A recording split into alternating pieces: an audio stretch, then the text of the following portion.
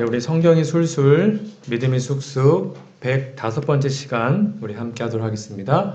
우리 계속 화요일마다 우리 성령에 대해서 좀 공부하고 있는데요. 오늘은 성령과 언약이라는 제목으로 함께 은혜의 말씀을 연구해 보도록 하겠습니다. 저희가 지난 시간에 사도행전을 빠르게 좀 훑어 보았습니다.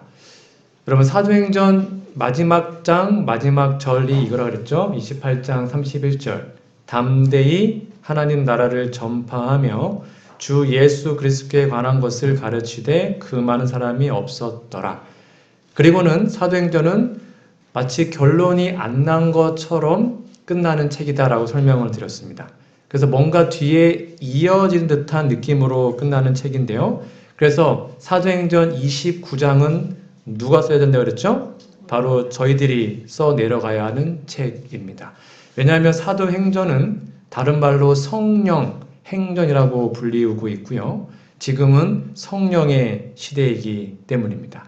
그래서 29장 1절부터는 이제 우리들의 경험과 우리들의 체험과 또 우리들의 아름다운 하나님 만난 것들을 적어 내려가는 것이 사도행전을 공부하는 목적이다. 이렇게 설명을 드렸습니다. 자, 이제 저희가 이제 사도행전을 공부하면서 성령의 역사를 통해 하나님의 나라가 어떻게 확장되어 가는지를 좀 배워보았습니다. 이 시간에는 그 성령께서 이 새 언약 시대에 바로 우리들을 개인적으로 어떻게 관계를 맺으시고 또 우리를 어떻게 인도하시는지에 대해서 좀 살펴보도록 하겠습니다. 자, 그 전에 이 개념을 다시 한번 좀 복습을 좀 하셔야 되는데요. 저희가 지금까지 배웠던 언약 용어 중에 중요한 걸 제가 좀 다시 좀 복습하기 위해서 가지고 왔습니다. 성경에서 언약주는 여호와 하나님, 즉 아버지 하나님을 뜻하고요. 언약 보증인은 예수 그리스도이십니다. 그리고 언약 백성은 이스라엘 백성이고 신약에서는 바로 영적 이스라엘 우리들을 말하고 있고요. 언약 공동체가 곧 하나님의 나라라고 성경은 표현되어 있고 구약은 이스라엘, 신약은 교회로 설명하고 있습니다. 그래서 언약을 맺을 때는 대표자가 있어야 된다고 그랬습니다. 그 언약 대표자는 왕이었고요. 그리고 지금은 우리가 하나님과 언약을 맺고 있는데 구약 당시에 그 왕들이 하나님의 뜻을 이렇게 저버리게 되면 왕들이 말씀을 근거로 기소했습니다. 그래서 언약 기소자가 선지자, 선지서들의 내용들은 대부분 이렇게 책만 하는 내용이 많다 그랬죠. 그리고 언약의 중재자는 즉 우리가 언약을 어기면 그 언약을 다시 한번 회복시켜주는 우리의 죄를 용서해주는 역할을 맡은 게 제사장이었습니다. 그리고 언약의 말씀은 성경이었고요. 그리고 언약의 표징은 할례, 그리고 지금은 뭐였습니까? 침례로 나타납니다. 하나님 우리가 끊임없이 언약을 잊어버리고 않았기 때문에 그 언약에 기억하는 장치로 주신 게 절기법, 그리고 규례, 그리고 음식법이었습니다. 이거 다 기억나시는지요? 왜 쪽발이 갈린, 그러니까 우리가 지금 소 이런 거 보통은 이제 성경에서 먹는다고 하잖아요. 되새김질을 하고 쪽발이 갈린 건데 쪽발이 갈린 걸 먹는 이거 뭐라 그랬죠? 기억나십니까? 언약을 맺을 때 짐승을 반으로 가르잖아요. 네, 그거를 표상하는 겁니다. 그래서 밥 먹을 때도 언약을 기억하는 의미에서 쪽발을 갈린 거를 먹는다고 합니다. 그리고 언약 문서는 돌비에 새긴 십계명이었고 언약 조항이 바로 그 유명한 1번부터 10번째까지의 계명입니다. 하나님께서 우리를 내 백성이라고 말씀하신 언약의 인, 도장은 안식일이었고 그리고 언약 잔치는 떡과 포도주, 그리고 신약에서는 성만찬 예식으로 바뀌게 됐죠. 이게 지금까지 저희가 배워왔던 중요한 개념입니다. 여기 보니까 여호와 하나님, 아버지 하나님도 나오고요. 예수님도 여기에 포함되어 있는데 자, 그러면 언약적으로 성령님은 무엇으로 우리가 설명할 수 있을까요? 여기 언약주는 아버지 하나님, 언약 보증인은 예수님이에요. 그럼 성령님은 언약의 무엇일까요? 오늘 그것을 좀 함께 공부해 보도록 하겠습니다. 먼저 우리는 삼위 하나님께서 바로 이 언약 안에서 함께 일하신다는 사실을 기억해야 되는데요. 자, 성경책 고린도후서 1장 20절에서 22절에 있는 말씀을 좀 보시면 여기에 하나님의 세 분 하나님께서 언약이 어떻게 활동하시는지 잘 내용이 정리가 되어 있습니다. 고린도서 1장 20절부터 보시면 하나님, 여기는 아버지 하나님이에요. 그분의 약속 언약은 언제든지 그리스도, 예수님이죠. 성자 안에서 예가 되니, 이 예가 뭐냐면 언약이 성취됐다는 뜻입니다. 그러니까 하나님의 모든 언약이 누구 안에서요? 예수님 안에서 예가 된 겁니다. 성취가 된 거예요. 그런즉 그로, 즉 예수님으로 말미암아 우리가 아멘하여 하나님께, 즉 아버지께 영광을 돌리게 되느니라.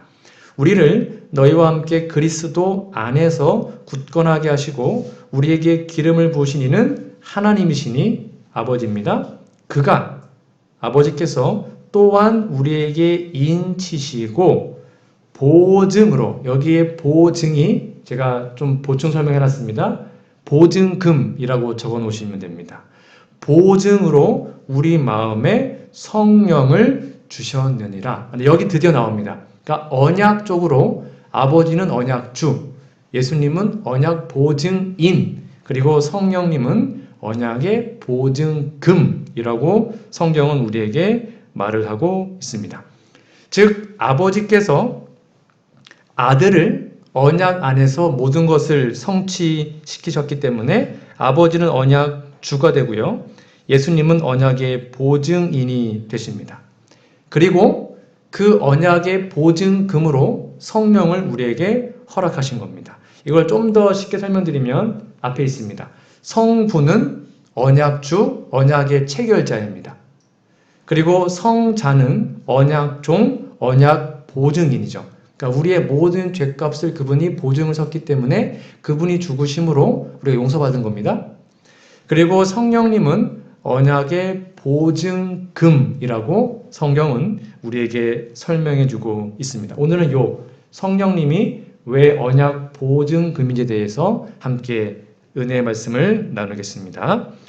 자, 성령께서는 언약의 보증금이 되시는데요. 우리가 인간 사회에서도 계약을 맺을 때 계약서를 쓰죠.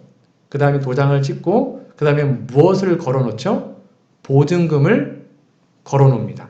그렇죠? 뭐 전체 금액이 뭐 10%라든지 뭐 20%라든지 보증금을 걸어놔야지만 언약이 체결이 됩니다. 이 계약금 같은 또는 보증금 같은 개념을 성경은 성령이라고 말해주고 있습니다. 자, 여러분 성경책 에베소서 1장을 좀 가보시겠습니다. 에베소서 1장 13절, 14절 말씀해 보시면 그 개념이 여기에 기록이 되어 있는데요. 에베소서 1장 13절, 14절을 보십시오. 그 안에서 너희도 진리의 말씀, 곧 너희의 구원의 복음을 듣고 그 안에서 또한 믿어 약속의 성령으로 인치심을 받았으니 이는 우리의 기업의 보증이 되사 그 얻으신 것을 구속하시고 그의 영광을 찬미하게 하려 하심이니라 라고 기록하고 있습니다. 여기 보니까 성령님이 약속의 성령이라 나와 있고요. 우리를 인치신 다음에 보증으로 우리에게 주셨다라고 기록합니다. 조금 전에 설명드린 것처럼 뭐 부동산 거래든지 어떤 거래를 할 때는 반드시 계약서에 도장을 찍고 계약금을 건네야 합니다. 그래서 계약서에 도장을 찍고 계약서를 건네면, 즉 계약금을 주면 그 계약은 체결이 된 것입니다. 그렇게 되면 거의 아무도 거기에 관여할 수 없고 그 계약자들끼리만 그 일을 이루어갈 수가 있죠. 사도 바울은 성령을 계약금과 또한 도장을 찍는 일, 즉 인치심에 비유하고 있습니다. 따라서 인치는 일과 계약금을 건넬 일은 동시에 일어납니다.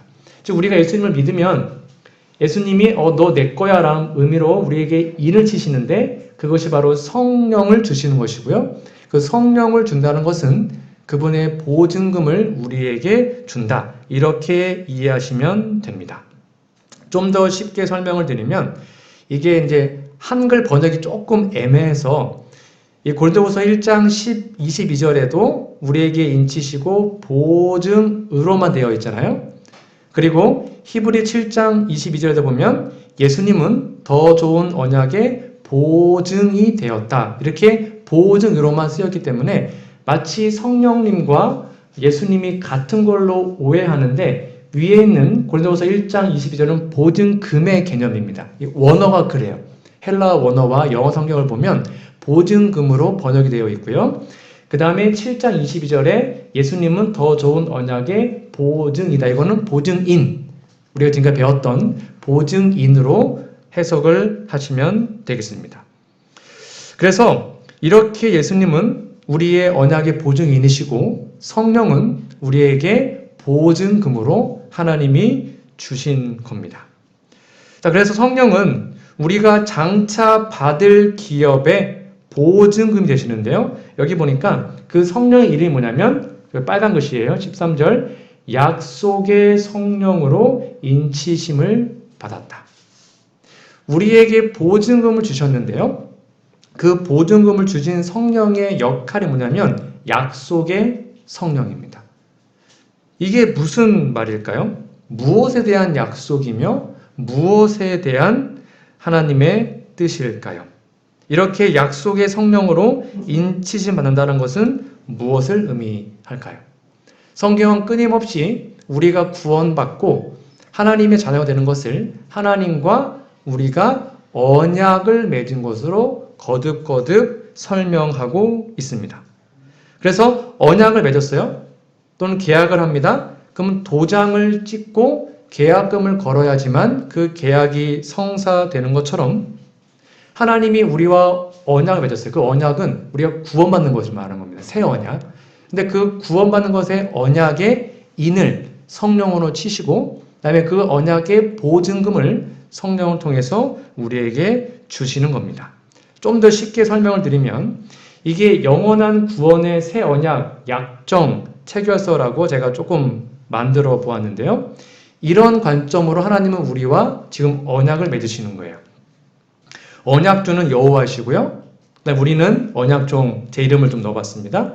그 언약의 내용이 우리가 이제 침례를 받을 때 우리가 손 들고 하나님께 이제 침례 시문하지 않습니까? 그게 그 내용입니다. 이제 앞으로 십계명을 잘 준수하겠습니다. 우리 그거 다 그 고백했잖아요, 그렇죠? 안식일을 잘 성수하겠습니다.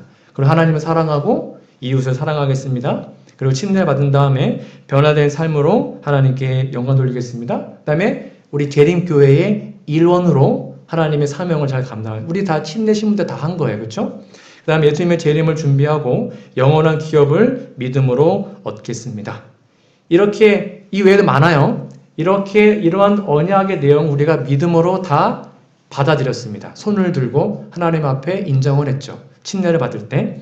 그러면 이상의 모든 내용을 믿고 이제 받아들이기로 서약을 하게 되면 서약자는 누가 되냐면 제가 되는 것입니다. 하나님과 언약을 맺은 거죠. 근데 그 언약을 우리가 자주 어기잖아요. 그렇죠? 원래 언약 어기면 안 되는데 어기면 죽는 거거든요. 원래는요. 근데 자주 어기기 때문에 누가 보증을 쓴 거예요? 예수님이 보증을 쓴 거예요. 혹시 김영석이라는 사람이 언약을 어기면 제가 대신 책임지겠습니다. 라고 예수님이 보증을 서요. 그런 다음에 그 언약 체결의 보증금, 계약금이라고 그러죠. 보증금으로 하나님 우리에게 주신 게 뭐냐면 바로 성령이라는 것입니다. 그게 첫 번째 칭의, 처음으로 의롭다 받을 때 칭의로 우리에게 선물을 주시고 그 다음에 계약금을 걸었죠. 그럼 나머지 잔금도 줘야 되잖아요. 잔금, 그렇죠? 그 잔금이 바로 우리에게 주시는 성화의 선물입니다. 성화가 우리의 품성이 완성되는 거잖아요. 그렇죠? 그것을 잔금을 주는 것으로 이해하시면 돼요. 그래서 여기 나와 있는 계약금과 잔금의 개념이 여러분 에스겔 36장 26절과 27절에 기록되어 있어요. 이거 좀 직접 좀 찾아보시겠습니까? 그럼 성경책 에스겔 36장 26절, 27절을 좀 보시면 여기에 계약금과 이제 잔금을 주시는 하나님의 의미가 기록이 되어 있습니다. 네, PPT 없어요. 직접 보셔야 됩니다. 성경책을요. 26절에 보면 또 새 영을 너희 속에 두고 새 마음을 너희에게 주되 너희 육신에서 굳은 마음을 제거하고 부드러운 마음을 줄 것이며 이게 우리에게 성령을 통해서 의롭다 칭함을 주시는 겁니다. 됐죠? 27절 또 내 영을 너희 속에 두어 너희로 내 율례를 행하게 하리니 순종하게 되네요. 너희가 내 규례를 지켜 행할지라. 그 다음에 뭐냐면 우리가 성화의 개념이 뭡니까? 하나님의 말씀에 순종하는 거잖아요. 우리의 능력이 아니라 하나님의 성령의 선물로 그 능력으로 우리가 의롭다함을 받고 구원을 받으면 이제는 그 구원으로 끝나는 것이 아니라 이 세상을 살면서 하나님의 말씀에 순종하는 능력을 받는 거예요. 성령을 통해서. 그게 성화죠. 그게 잔금을 주신다는 의미예요. 그렇게 우리는 칭의와 성화를 통해서 새 언약을 책을 받아서 결국 구원을 받게 되는 겁니다. 여러분 세상에 이런 계약이 있습니까? 요즘에 소위 말하는 갑질이 아주 그렇죠. 우리가 보통은 을이지 않습니까? 계약을 하다 보면. 근데 여기에는 하나님이 갑이에요. 우리가 을이에요. 근데 누가 책임을 다 져주시는 거예요? 을이 아니라 갑이 다 져주시는 거예요. 하나님께서 보존도 서주시죠. 계약금도 내주시죠. 잔금도 주시죠. 이렇게 우리와 언약을 맺으신 다음에 우리 뭐 하시려고요? 구원하시려고요. 우리를 하늘나라 데려가기 위해서 이렇게 언약을 맺으신 거예요. 이게 바로 성경이 말하는 엄청난 구원의 언약인 겁니다. 그래서 우리가 날마다 성령을 구하는 이유는 요거예요. 우리가 날마다 성령을 아침마다 구해야 되는 이유가 뭐냐면 그 계약금과 그 잔금이 우리 안에 능력으로 부여되어야 의롭다 칭함을 받고 그 능력을 우리는 순종하는 삶을 살게 되거든요. 그게 바로 우리가 날마다 성령을 구하는 이유인 것이죠. 자, 그러면 이 계약서가 지금 어디에 있습니까? 옛날에는 돌에 새겼고 요즘의 세상 사람들은 종이에 새기지 않습니까? 근데 새 언약은 이 계약이 어디에 새겨져 있죠? 우리의 마음에 새겨져 있다는 겁니다. 그게 바로 고린도후서 3장 2절 3절에 기록되어 있는 내용이에요. 너희는 우리의 편지라 우리 마음에 썼고 무사람이 알고 읽는 바라. 너희는 우리로 말미암아 나타난 그리스도의 편지니 이는 먹으로 쓴 것이 아니요 오직 살아계신 하나님의 영으로 쓴 것이며 또 돌판에 쓴 것이 아니요 오직 육의 마음판에 쓴 것이다 라고 기록하고 있습니다. 이게 새 언약의 핵심이에요.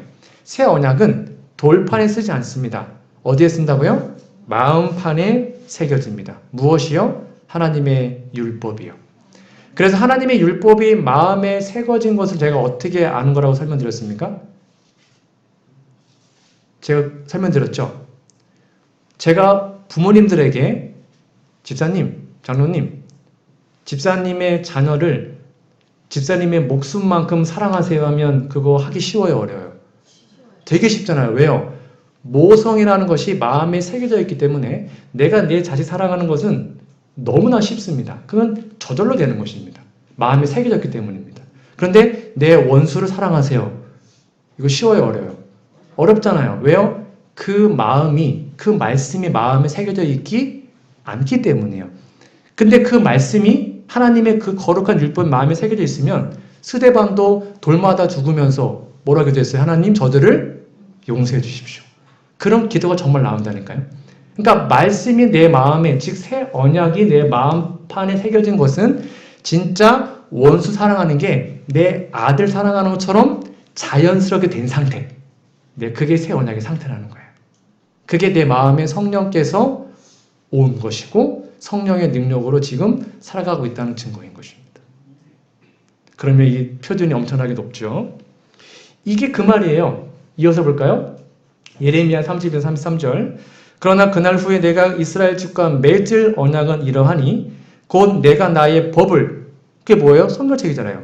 하나님의 사랑의 율법. 그렇죠? 원수도 사랑하라는 그 법이 그들의 속에 두며 그들의 마음에 기록하여 나는 그들의 하나님이 되고 그들은 내 백성이 될 것이라 여호와의 말씀이라.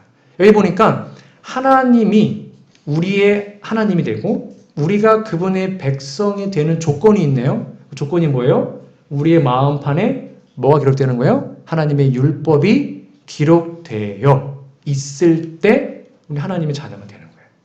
그게 아까 말한 새 언약의 그 말인 것입니다. 자, 그러면 여러분, 계약금이란 과연 어떤 것일까? 한 책을 좀 소개하겠는데요. 여기 하나님의 나라라는 조지 레드란 분이 쓴 책이 있는데 조금 길좀 읽어드릴게요. 집을 사고자 할 때 원하는 집이 생길 때까지 집을 찾아다닌다. 마음에 드는 집을 하나 찾았는데 그 집의 가격이 본래 생각하는 금액보다 약간 비싸다고 하자. 그러면 집주인에게 정한 날짜에 금액을 지불하고 약속하고 매매 계약서에 서명하게 된다. 계약서에 서명했다고 그 집에 대한 권리를 행사하는 것은 아니다. 당신의 관할 등기소에 가서 암묵의 날짜에 매매 대금을 지불할 것이라고 맹세했다고 하자. 그래도 아직 그 집에 대한 아무런 권리 주장할 수 없다. 당신 친구들을 데리고 와서 그들이 당신이 얼마나 정직하며 성실한 사람이며 당신의 은행에 얼마나 많은 돈을 예금해 두고 있는지를 증언해 준다고 해도 당신은 아직 그 집에 대하여 권리를 행사할 수가 없다. 그 다음에 중요합니다. 그 집의 매매를 성립시키는 요건은 단 한 가지뿐이다. 곧 현금을 지불하는 것이다. 집의 가격 전부가 아니다. 일부의 계약금이다. 이것이 약조금인 것이다. 그러니까 우리가 하나님 믿습니다. 저 침대 받았는데요. 저 목사인데요. 오케이, 이게 그 말이에요. 그래도 우리 마음속에 뭐가 없으면요. 성령께서 내 마음에 진짜로 살아계시지 않으면 아직 뭐도 안 한 거예요. 계약, 약조금 건 것도 아니라는 거예요. 아무리 내 친구 이 사람 믿을 만하다 말을 해도 계약금 건네지 않으면 이 집이 내 거가 아닌 것처럼 하나님의 성령께서 날마다 우리 마음에 역사하지 않으면 내가 아무리 교회 열심히 다녀도 내가 목사일지라도 하나님 자녀가 아닐 수도 있다라는 거예요. 그래서 우리가 필요한 것은 매일 아침마다 하나님의 성령을 달라 기도하는 이유가 여기에 있는 것입니다. 이게 우리가 죽고 사는 문제인 거거든요. 내가 지금 성령을 소유하고 있는가? 이게 바로 이런 계약금과 같은 것입니다. 내 마음판에 정말 새겨져 있나? 여러분 좀 긴가민가하지 않습니까? 우리 참 그럴 때가 많아요. 어떨 때는 야, 나 진짜 하나님의 믿음으로 구원받을 수 있어라는 생각이 들다가 어떨 때는 일 갖고 되겠나? 또 여기서 좌절했다가 또 왔다 갔다 하는 게 우리들의 모습 아닙니까? 여러분 그런데 놀랍게도 이렇게 우리에게 하나님은 약속해 주셨습니다. 보십시오. 보증금은 거래 완료를 조금 연장할 필요가 생겼을 때 주는 것이다. 잘 보셔야 합니다. 하나님의 자녀는 그분과의 언약 관계로 들어오자마자 하늘의 모든 축복의 상속자가 됩니다. 그러니까 우리가 하나님과 언약 관계가 회복이 되면 그 즉시 상속자가 되는 겁니다. 그리고 성령의 보증을 그 권리에 대한 증표로 받게 됩니다. 어떤 면에서 그들은 이미 하늘에 살고 있다는 거죠. 이러한 성령의 보증을 지닌 하나님의 참된 자녀는 그 다음에 같이 읽어볼게요. 하나님이 시작.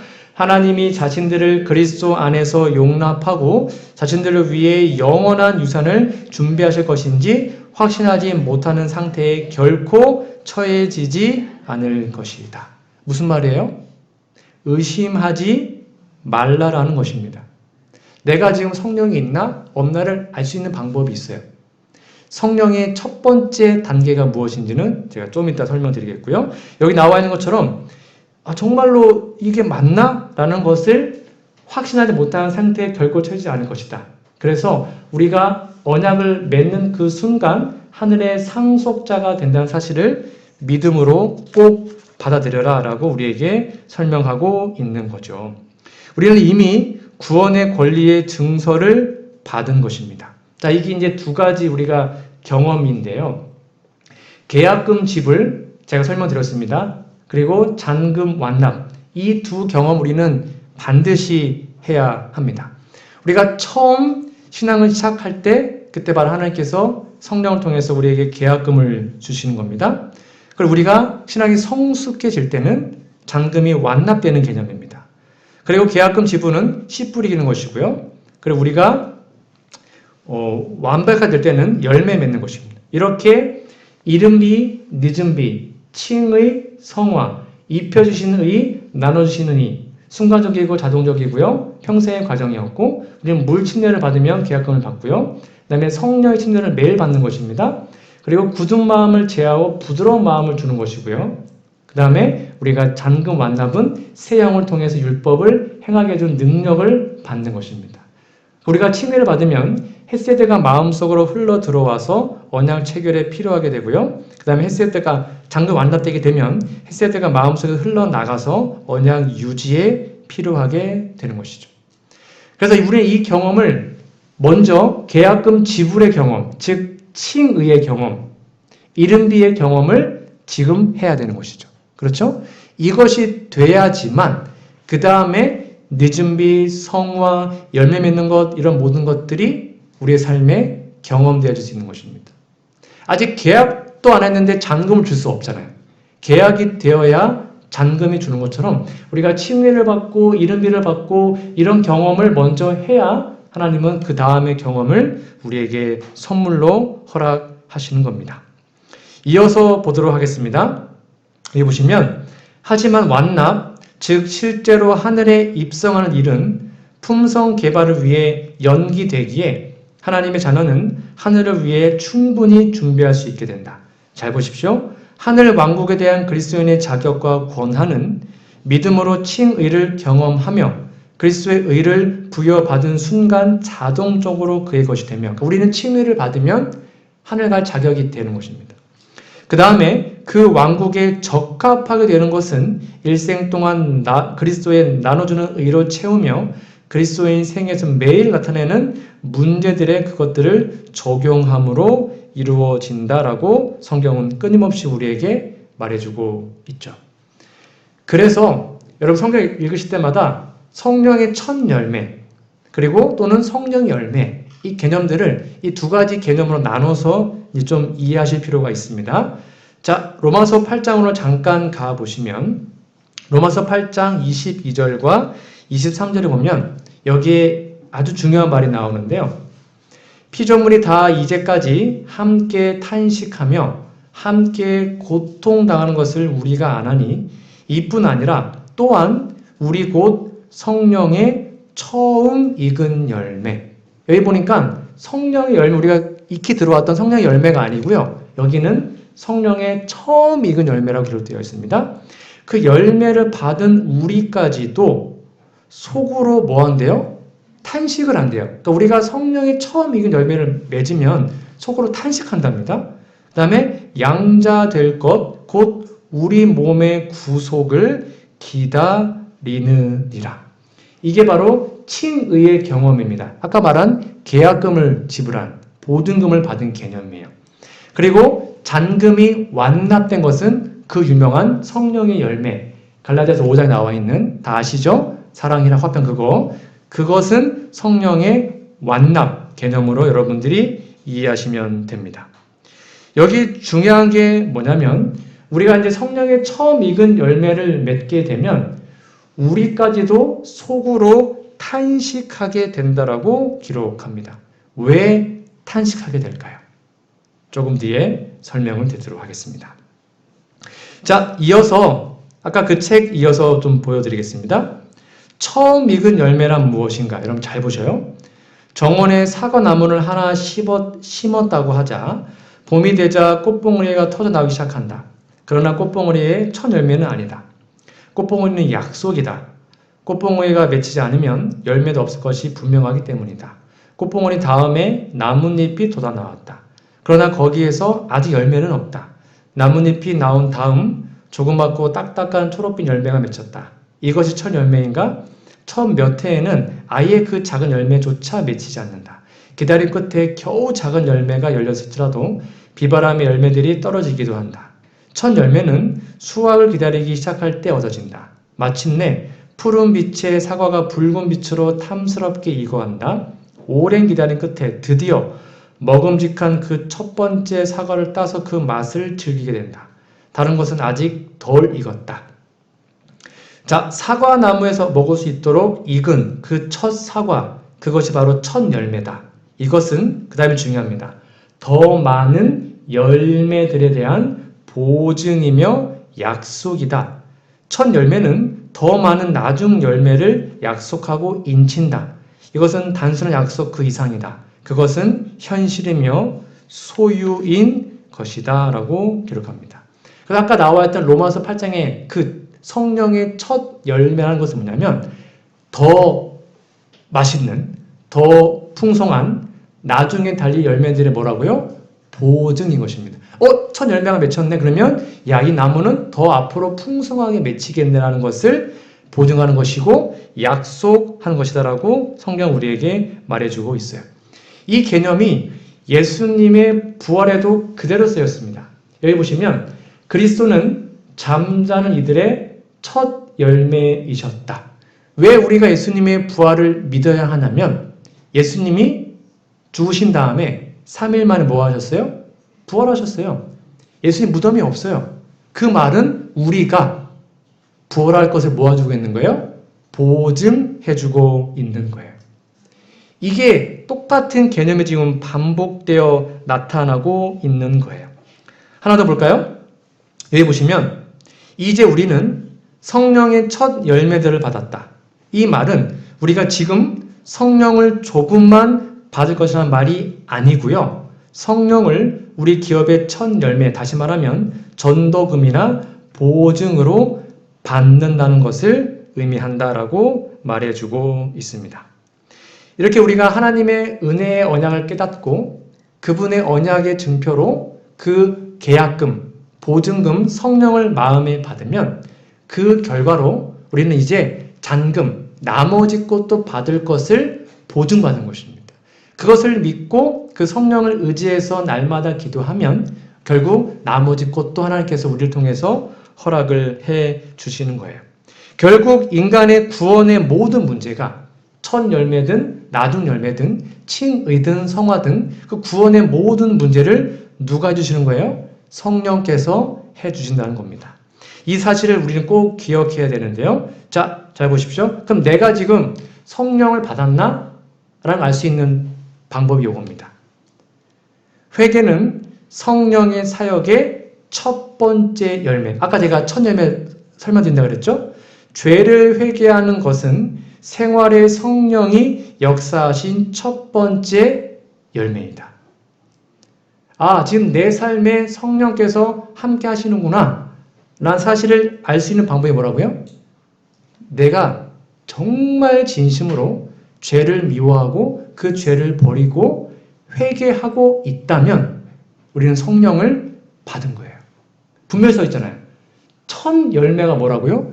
죄를 깨닫고 회개하는 거예요. 이렇게 진정한 죄를 깨닫고 회개하게 되고 그것으로 첫 열매를 우리 마음속에 맺게 되면 그 다음에 결국 우리 삶에 어떤 열매가 맺힐까요? 생각해 보세요. 죄를 다 버렸습니다. 하나님께로 돌아갔습니다. 그럼 우리 삶에 어떤 열매가 맺힐까요? 결국 성령의 아름다운 마지막 열매도 맺히겠죠. 사랑, 희락, 화평 이런 것들이 우리 삶에 당연히 맺히겠죠. 그러므로 내가 지금 성령과 동행하고 있나? 내 회개의 깊이가 날마다 깊어지고 있는지를 살피시면 돼요. 정말로 성령이 그 사람 마음속에 임하면 정말 내가 평소에 알지 못했던 것까지도 죄로 보입니다. 아, 이게 죄였구나. 아, 이게 잘못이었네? 라는 걸 깨닫게 돼요. 근데 성령을 별로 동행하지 않으면 다 내가 잘한 것 같아요. 다 저 인간이 나쁜 놈 같고 내가 다 잘한 것 같아요. 그거 성령과 동행한 거 아닙니다. 근데 모든 게 내 잘못인 것처럼 진심으로 느껴진다면 성령과 동행하시는 거예요. 그게 바로 성령의 첫 열매예요.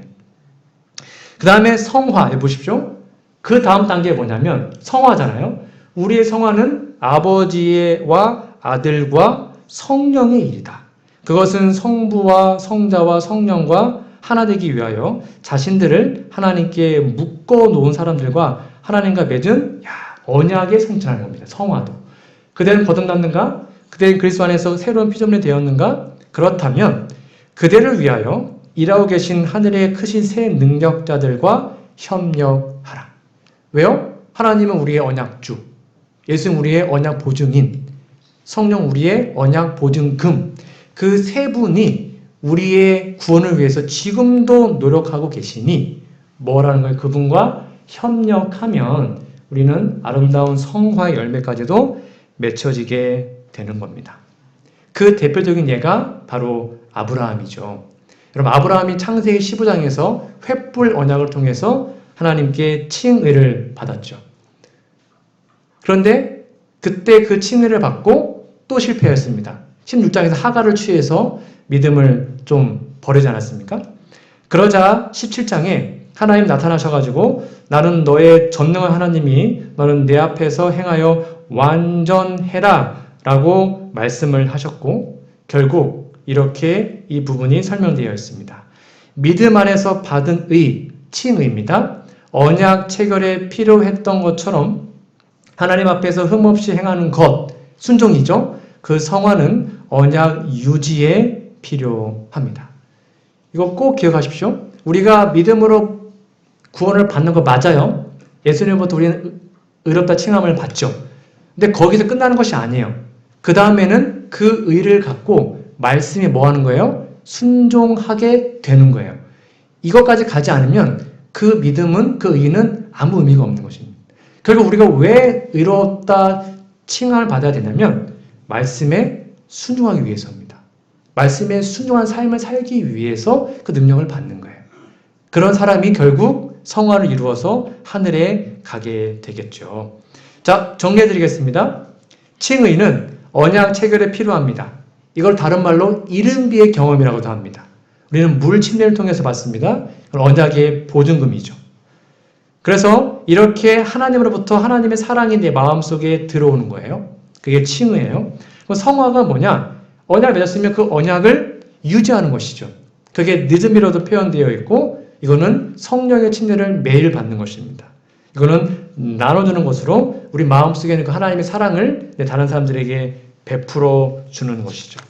그런데 이것이 잘 돼요, 안 돼요? 잘 안 된다는 게 문제인 것입니다. 그래서 우리에게는 이 두 가지의 탄식이 필요한 것입니다. 언약을 맺어도 잘 안 돼요. 믿음이 부족하기 때문에. 그래서 아까 써 있죠? 성령의 처음 익은 열매를 받은 우리까지도 속으로 뭐 한다는 거예요? 탄식합니다. 이 탄식은 죽을 때까지 이어집니다. 다시 말하지만 성경에 나와 있는 믿음의 대장부들, 사도 바울의 회개의 깊이가 점점 깊어졌죠. 처음에는 자기가 바리새인들 막 했단 말이에요. 근데 죽기 전에 사도 바울이 자신 보고 뭐라 했습니까? 죄인 중에 괴수다. 바울이 정말 계속 죄를 많이 졌기 때문일까요? 아니에요. 바울은 점점점 예수님 닮아갔습니다. 그런데 그가 성령의 끊임없는 조명을 받자 내가 이런 것까지도 죄였구나 사실 알게 되었어요. 그래서 내가 정말 괴수구나. 끊임없이 탄식했습니다. 자신의 모습 때문에. 이거 우리가 해야 되는 것입니다. 그리고 거기서 끝나는 것이 아니에요. 오직 성령께서 말할 수 없는 탄식으로 우리를 위해서 친히 간구하십니다. 때는 우리가 우리 자신을 모를 때가 있어요. 그렇죠? 때는 우리가 우리 자신을 모를 때가 있고 우리 죄를 다 고백하지 못할 때가 있어요. 그때는 성령께서 뭐 해주시는 거예요? 우리 위해서 탄식하심으로 우리를 위해서 친히 간구하십니다. 이 두 가지 경험이 우리의 삶에 날마다 있게 되면 그게 바로 자아를 포기하는 것이고 회개가 깊어지는 것이며 이렇게 성령과 동행할 때 우리는 결국 진정한 구원을 이루어 하늘에 들어갈 수 있겠죠. 여러분 탄식하십시오. 그거 좋은 것입니다. 자신의 모습을 보고 늘 부족함을 느끼고 하나님께 기도하십시오. 하나님 저를 변화시켜 주세요. 저를 정말로 하나님의 사랑으로 가득 채워주세요. 늘 부족하니까. 그러한 진정한 겸손한 마음으로 탄식하며 울며 하나님께 나아가는 자는 결코 하나님이 버리지 않으십니다. 그러나 아름다운 경험이 우리 안에 날마다 있으셔서 성령님과 함께 이러한 놀라운 경험을 이루는 우리 모두가 되기를 간절히 바라며 오늘 말씀 연구를 마치도록 하겠습니다.